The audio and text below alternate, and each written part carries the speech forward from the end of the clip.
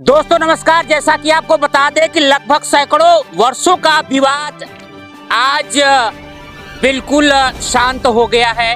ग्राम सभा भगवास की बात करें तो लगभग कब्रिस्तान का मामला काफी दिनों से चर्चा का विषय बना हुआ था, जो कि राजपथ की जमीन आज 60 वर्ष पहले से ही उनके नाम से थी। लेकिन कहीं न कहीं कहा जाता है कि आप लोग जिस जमीन में रहते हैं, जैसा कैमरा के माध्यम से आप देख सकते हैं, फोर्स के तैनाती से लेकर के यहाँ नायब तहसीलदार भी आए हुए हैं इस जमीन पर कब्जा दिलाने के लिए। ये 3.5 बिस्सा जमीन है जो कि कब्रिस्तान के नाम से अलाट हुआ है। रास्ते की विवाद अभी चल रही थी कि रास्ता नहीं है, कहीं न कहीं से वो भी व्यवस्था किया जाएगा।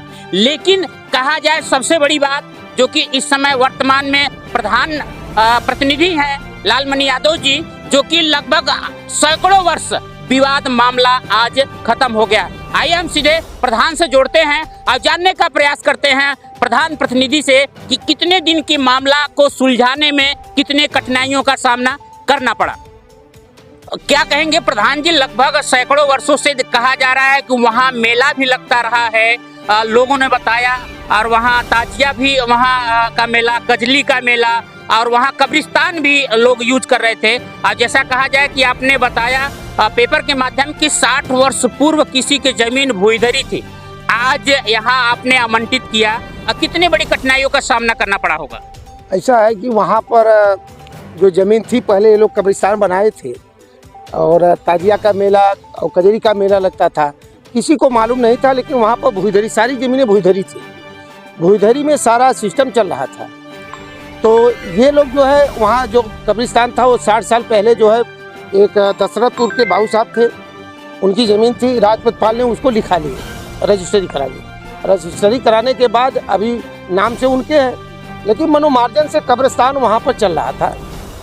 तो दोनों लोग, मुस्लिम समुदाय के लोग और पाल जी, मुझसे बताए कि भाई देखिए हमारी ज़मीन खाली कराइए।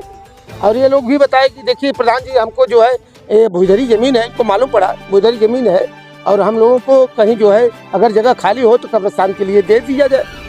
तो मैं जगह का जो है वो किया, देखा तो जगह एक जगह खाली था। मैं इनको लेखपाल को लेकर, हल्का लेखपाल लेके आए और इस जगह का जो यहाँ समय मौजूद खड़े हैं 3.5 बिस्सा का रकबा है, 382, 383, 582, 583 नंबर। ये दोनों नंबर को जो है चिन्हित किया कब्रिस्तान के नाम से, कब्रिस्तान के नाम से चिन्हित करके ये अलाट कर दिया इसको।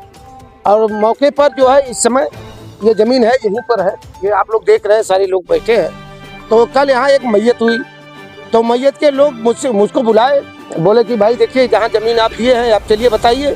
तो सुबह 6 बजे मैं लेके आया यहाँ, जहाँ पर वहाँ कब्र खुद रहा है वहाँ पर लेके आया और इन्होंने बताया यहाँ खोदिए।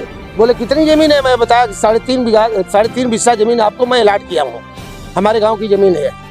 तो बोले 3.5 बिस्सा, लेकिन रास्ता मैं बताया कि देखिए भाई रास्ता इसमें तो है नहीं, लेकिन मैं रास्ता नदी के किनारे में बनवा दूंगा। और इस समय सरकार वैकल्पिक रास्ता है, या तो किसी के किसान के खेत में, उससे हम लोग रिक्वेस्ट करेंगे, उससे हम लोग प्रार्थना करेंगे भाई मैयत है, चाहे आपके घर की हो चाहे हमारे घर की, अब नुकसान तो होगा लेकिन यहाँ तो लाना पड़ेगा। इस समय रास्ता नहीं है, लेकिन रास्ते के लिए वैकल्पिक व्यवस्था किसानों से हम लोग मिलजुल के बात करके यहाँ पर ला के मैयत जो है कब्र यहाँ पर देंगे। जैसा कहा जाए प्रधान प्रतिनिधि आप हैं, और ये 3.5 बिस्सा ये अलाट हुआ है कि मनोमार्जन से यहाँ आपने कह दिया? अलाट हुआ है, ये बाकायदा मुनादी हुआ और इसका जो है इसका प्रस्ताव बनाया गया, लेखपाल जी है और इसको जो है अलाट किया गया। तो पूरा बाकायदा प्रस्ताव बना के और उस पर संस्तुति जो है SDM साहब का, DM साहब सबका है।